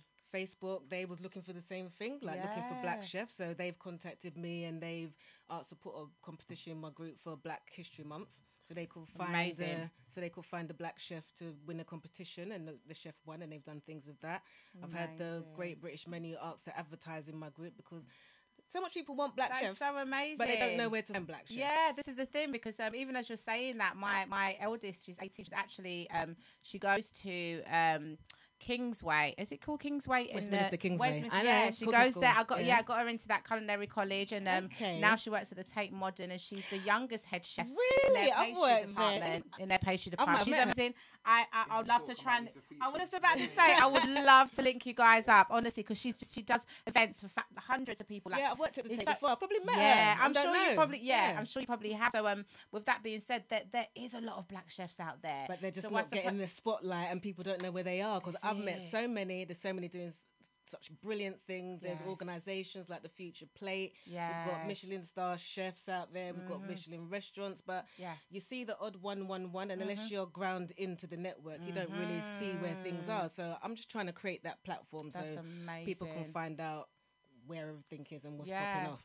Yeah, that's dope. So as a chef yourself, Yes. Can you tell us a little bit about your journey and what got you into cooking, and then how you two, you and Andrae. Yeah, Andrae, come. Yeah, well, sorry, we probably should have another mic, but it's okay. It's all right. We're finna make it work. I like being between the ladies. My chef journey started in about 2018. Before that, I was a photographer and videographer. I decided I need a new skill that I can walk into a job and get paid. So I was self-employed, and self-employment, sometimes you make big money, sometimes you make no money, and I needed some consistency. So I went and trained and then graduated in 2020 when it was lockdown. So that's when I was like, where's the inspiration? But luckily, I managed to get a job before lockdown, so I was furloughed. Thank goodness. Followed by the government, Yes, yes. So I was all right. Yeah. You wasn't? I was not. I know. Do you know what? I was feeling it for the people that wasn't, My income got chopped literally overnight. Disappeared. Everybody's. I've got. And like I had like 2 years of diary bookings, just cancellation. Yeah, it was crazy. It was crazy. So I was blessed. I was blessed to actually have furlough. I had a lot of friends who were self-employed. Everything just went crazy, and the government wasn't giving them any. I couldn't get benefits for that. It was 6-7 months. It's crazy. It was so mad. I was blessed to actually get on the furlough. So while I was on furlough and being paid at home, I decided to create my own business because I've got the perfect time, opportunity, and I've got excess funds to do it. I'm not spending on travel to go to work and things like that. Yeah. So now. Yeah. Oh, thank you, Anton. UK Black Chefs Network. We do events every few months, supper clubs. We get different chefs from the community that I meet with, and I spotlight them and highlight them on the supper club. Oh, that's what we're saying. Thank you, That's what we're saying. Wow. Yes, love. Yes, Like that, innit? that's I it. do, That's I it. do. He's in his element, guys. I'm back. So yeah, excuse me, Queen. You were saying, so when you started, how did the connection come together? Excuse me. How did the connection come together? Well, I've been doing my thing for a little while, and you know what? You want to explain? Yeah, I don't mind. Don't So you? I've been following her journey online for a little while because I'm kind of, I have my little passions in different spaces. If anyone Yes. does follow me knows I like a bit of fine dining. I do. Oh yes, yes, I do. Well, we're partial to a little bit of A that. little bit, just a tad. And I'm also very, very passionate about my people. Do you know what I mean? And so wherever there's spaces for us, and I see excellence, is something that kind of attracts my attention. So she was someone that I picked up on socials as just a young chef doing her thing. Do you know what I mean? Yeah, And I love it. at the time, I was looking. But yeah, I've been following her for a while. In fact, I think the first time I reached out to you, I wanted you to cater my mum's thing. I think, my mum's 60th a couple of years back. Okay. Or 2-3 years back now, actually. I was reaching out to chefs because I couldn't find the guys that are usually in my network. They're not the easiest to get hold of. And so we kind of connected them. But more recently, when I was relaunching this initiative, again, looking for chefs, really, is when I first kind of reached out to her. Yeah. And through conversation and just kind of fasting and updating on her page, I realized she had this initiative called the UK Black Chef Network. I'm like, that is more than just me looking for chefs. That actually is almost like a little marriage waiting to happen in terms of what we're about. From Chef with Love is we are the event. We need the chefs. Yeah. She's the network. She has the chefs. Come on. It made sense. And I'm a big fan and big advocate again for collaborating. Yeah. So again, Garvey-eyed 102. You know what I'm saying? Like understanding that we have to empower each other to move forward. I think that's the main missing link. There's others, don't get me wrong, but I think that's the main one because like you said, or you said it earlier actually, you said when the light's there, no matter what go on, take a shine. You get me? And I wholeheartedly believe that, no matter what the powers that be or the haters that hate are trying to put in place to stifle, to thwart, to manipulate, do you know what I mean? Actually, keep us out of the spaces that we belong in. I believe that if we work together, we either end up creating our own spaces or we just kick down the doors that need to be kicked down. Or both. You know what I mean? Yeah, so this is it. We create those spaces. There's a big growth spurt, I think, happening in the black culinary space in the UK. Yeah. And there's an even bigger gap that we need to fill. And we're just kind of partnering up and trying to make fill it, you know what I mean? Yeah. I mean, like, I think since 2020, to be honest, I think like the doors have kind of opened for black entrepreneurial things. Yes. Because of George Floyd. That was a big thing. Oh, yeah. All over the world. So all these companies, all these organizations, they want that little black stamp to say, we're part of this. We're part of this. So even though we know it's It's the diversity. They got to have the little piece of that. Yeah, got to tick the box, but at the same time, ticking that box allows a black chef to come through and open doors and bring the others and that's what's been going on. Any of you corporates out there that want to come and tick a few boxes? DM, UK Black Chefs Network. No, for sure. I think it's vital. It's vital, and it's important for us as a community as well. And what you guys do is highlighting black chefs in our community, because it's like we're so rich in culture, in food, in ingredient, and then when you think of the history of the country that we currently are in, they have to outsource all of those things. Oh, listen, it's not something that comes natural to. Do you know, like you said, there's pros and cons of everything. One of the as you said, that's definitely a con. They're the biggest pirates in history anywhere. Britain, yeah. But also, one of the beautiful things about that, on the flip side, is that it is such a melting pot here. Like of different cultures and foods and what they're and missing art out on. and I feel like it's like Continue, sorry. Yeah, I feel like especially for us, our people are very passionate about certain things. There's certain things that unite us, like you said, innit? And they speak to our soul. They're sacred to all black people anywhere in the world. Not just black people, but definitely us. That's music. That's our concepts of God or religion. That's our her. Don't play with the her. Yeah. Or lack of, but it's okay. Don't play with me, yo. Oh no! Don't get twisted, you know. Got this in little patterns. Don't let. I see it. No. Let me not respect it. Let me Don't respect take it. the piss. Yeah. It goes down. The style is there. My barber will fight you, bro. Don't get me mad. Barber took time on that. No, I can see it. Nah, it's looking wicked. I just keep it low. I'm at that age now, innit? You got to keep it low. The receding is real. So you keep it low. Nah, you're blessed. Keep it low, yeah? And our food. Yeah. Our food is sacred to us. 100%. And you'll see, and it's one of those things that unites us. You'll find that right across the diaspora, we tend to eat a lot of the same things with a few variations. And again, we've got similar experiences in terms of ingredients and why we've been given what we've given, how we we are used to turning what others would discard into the most amazing thing. Look on the price of oxtail now. Oh my goodness. Come on. I crazy. chuff. Why? Because of us. Now it's become a delicacy. Now it's become and who made it so? Yeah. There you but go. I think just like the chefs poor that we have, food, exactly the chefs that we have in the UK. The reason why I think like we're so unique and so special, because let's just say to become a chef you have to do French training. So all of us black people who are chefs, we've gone through the French training. So now let's just say you're from Nigeria, or you're from Jamaica, or you're from Guadeloupe, wherever it is. You now can mix that French training and the skills with your home food. Plus you can now, once you're working in England, if you're working in an English restaurant, you know the British food, how they cook their things, you know the French food, how they cook their things. Plus we can cook our own home food and incorporate it and mix it together as it's a unique explosion that I feel that these chefs, you know, who are out there, European chefs, they're not acknowledging the skill set that we have just naturally, just by going through the basic trainings of being a chef. Do you know what I mean? So I want to accumulate that and put that together because it's so much talent. I'm so passionate. Yes. You have to be. No, for sure. I think it's something that we need people like you guys to highlight this, because like you said, it wasn't until you kind of open that little ceiling to it that it was like, oh, okay, there's so many of them. There's so much, and the light is not being shone on them. You know, you look at certain shows like perhaps like MasterChef and whatever, and you see how you see more and more recently. Recently, we've seen a lot more. When they first started, it was a whole different. But this is because of 2020 and the doors opening. Because how MasterChef works, like they might have 100 million people apply for the show. They handpick who they want. So if they want, I remember there was a woman that I met. She wasn't black. She was a white lady, but she specialized in Asian food. She went on MasterChef. They filmed the whole show, with her Asian food. And right at the end, they said, we're not going to use that. We've got a real Asian person. So they wanted the Asian food. They could have just done that in the first place. It's TV. They're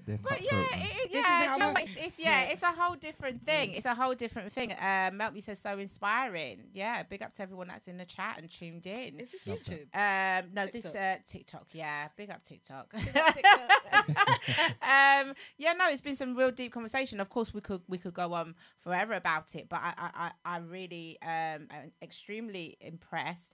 and also just very grateful for people like you guys really coming together and bringing something that can highlight and also inspire the next generation of young chefs out here, because they're going to see themselves more. They're going to see that there's a space for me to go. I don't just have to go and work in, you know, in some in the back, and then I never get, and then there's a French guy in the front that gets all of the credit. You know, I'm trying to start apprenticeships for young black chefs to be working black kitchens to get skills. So, amazing. I've done the training, so I've got in the European kitchens, and when I'm giving my suggestions coming from my background, it's just ignored. It's like classist. They don't think it's worthy and up to their levels to be acknowledged. So it kind of makes you feel a certain way as you're training in the kitchen. Like, what, are my people not good enough? Or is my food not good enough?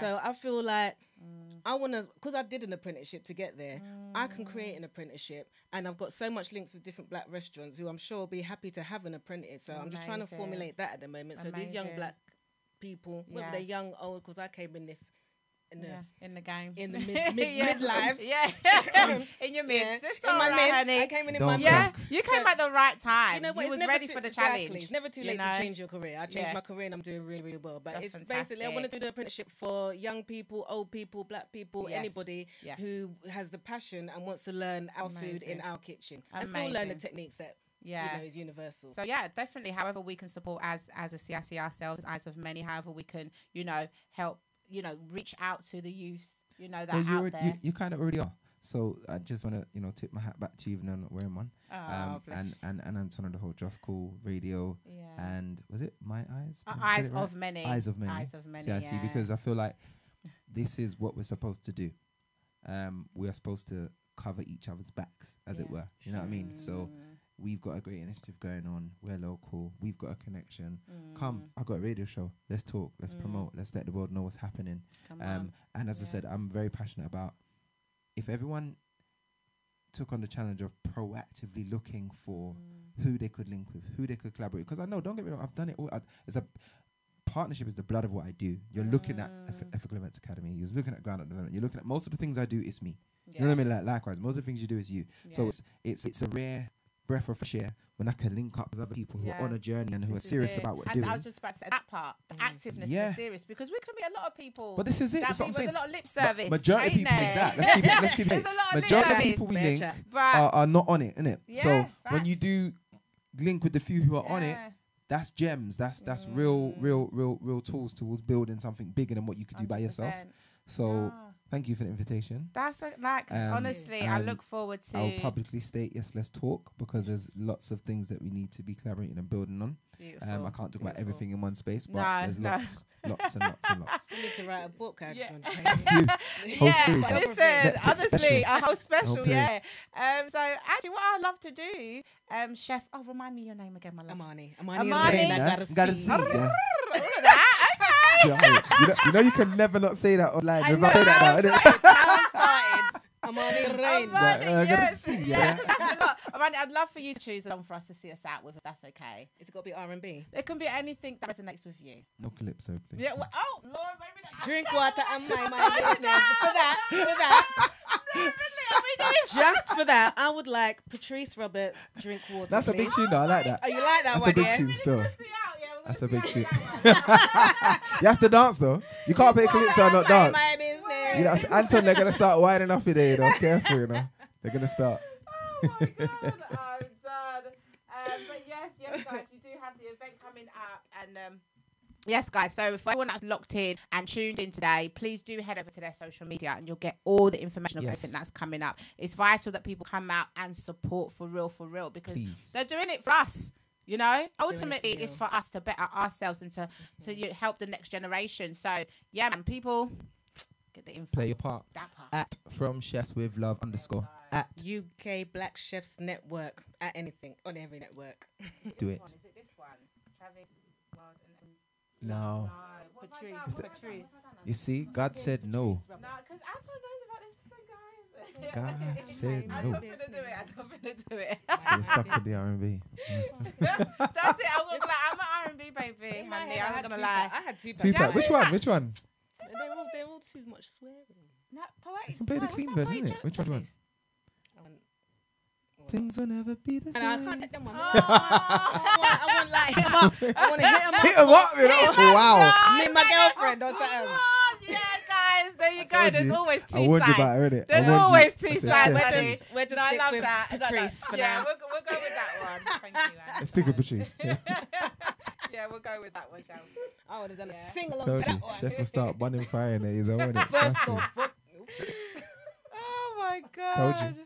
Yeah. Well, while we're just pulling that one up. Yeah, it's very. Now you're feeling it. It's different when you're sitting over there, isn't it? It's different. But we've been standing here for a little while. Is she there? This is why she come out in her little two piece. She didn't prepare us. She didn't tell us. Guys, it's hot in the studio, you know. I know, guys. I ain't gonna lie. Yeah, I know what it's like in here. Some people are like, "Oh, that shit's fucking summertime." Because it is. It's summertime all the time in here. Are we good, Anton? Yeah. Okay. So yes, guys. Woo! It's a vibe. It's a vibe. So yeah, we're gonna see ourselves now. I go drink water and mind my business. Mind my business. Drink water and mind my business. I go drink water and mind my business. Mind my business. Drink water and mind my business. Who me? I don't watch people, man. I'm looking for house and land. Who me? I don't watch people things. I's a queen. I have my own king. Some of them just talk the most, like they know it all. Ask them how they get their Gucci purse. I go drink water and mind my business. Mind my business. Drink water and mind my business.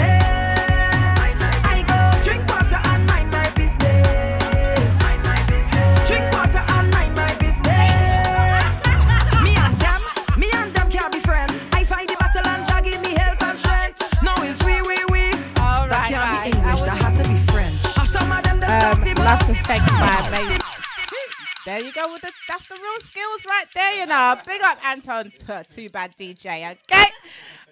Yes, guys. I just want to thank my amazing guests that have come through, guys. It's been an amazing, intelligent, enriching conversation. I look forward to so much more and what they're doing. So make sure you guys do run up their social medias and get connected. Stay locked in. I'll be back again tomorrow, guys. Your time with Nadz will be back to regular programming tomorrow. But this has been an amazing special Tuesday show. Big up everybody. Love and positive vibrations always. All right. See you guys.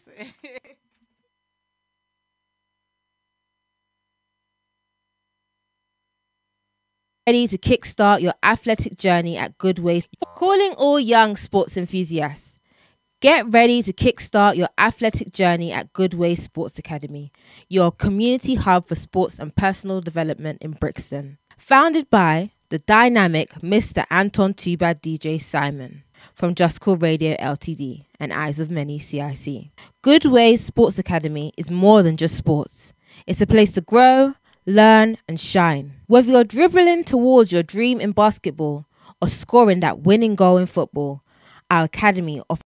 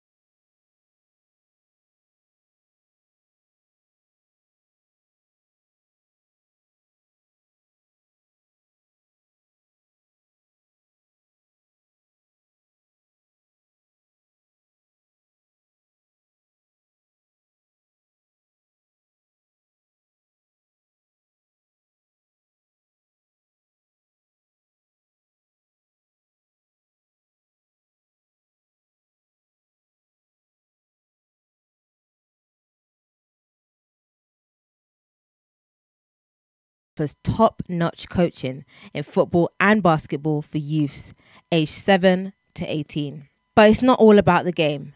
At Goodways, we teach life skills like teamwork, discipline and leadership, preparing you for success both on and off the field. And here's the best part. We're actively looking for passionate volunteers. Join us at Hughes Estate Sports Ground or reach out today to become part of something great. For more information, visit www.JusCoolRadio.com or www.eyesofmanycommunity.com or simply email us at eyesofmanycommunity@gmail.com. Goodway Sports Academy, where good ways lead to great futures. JusCoolRadio.com provides exceptional standard to your video promotion and your audio promotion. Advertise with us now on the number +447 538 704 791. We take WhatsApps and we take emails. JusCoolRadio@outlook.com. Just Cool Radio, disturbing the silence, catching the eye of many. Are you looking to take your business, community project, or product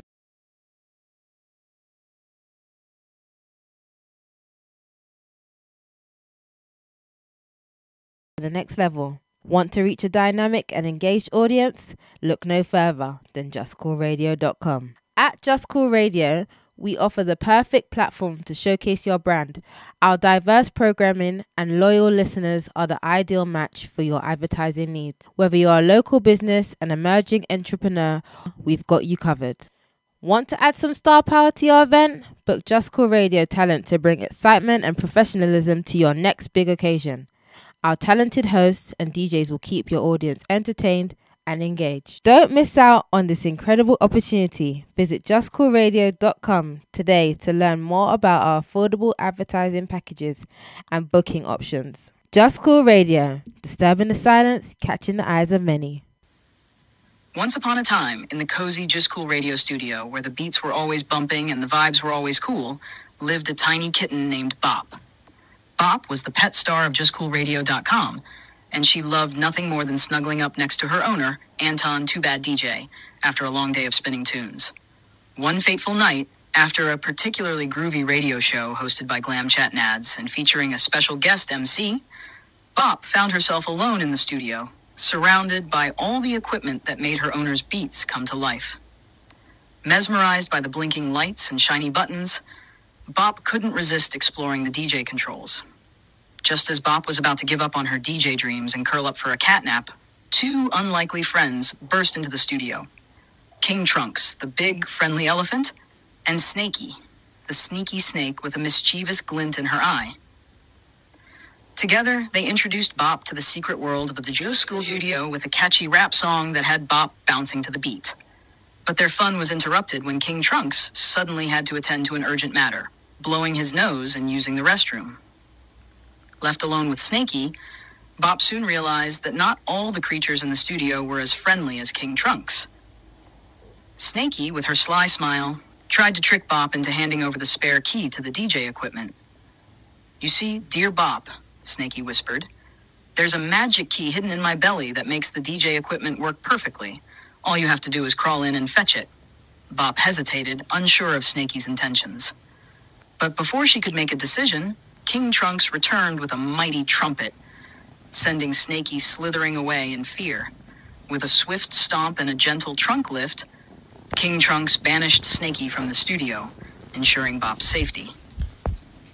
As Anton returned to the studio, unaware of the nighttime adventure that had unfolded, Bop felt a sense of relief and gratitude towards her newfound friends. With a contented purr and a sleepy meow, Bop curled up next to Anton, feeling safe and loved. And as the stars twinkled outside the studio window, King Trunks leaned in close to Bop and whispered, "As long as you are in the Just Cool Radio kingdom, you are safe." With a happy heart, Bop drifted off to sleep, knowing that she was surrounded by friends who would always watch over her. And so in the magical world of Just Cool Radio, where pet toys come to life and adventures await, Bop's first night in the studio became a tale of friendship, bravery, and the power of music to...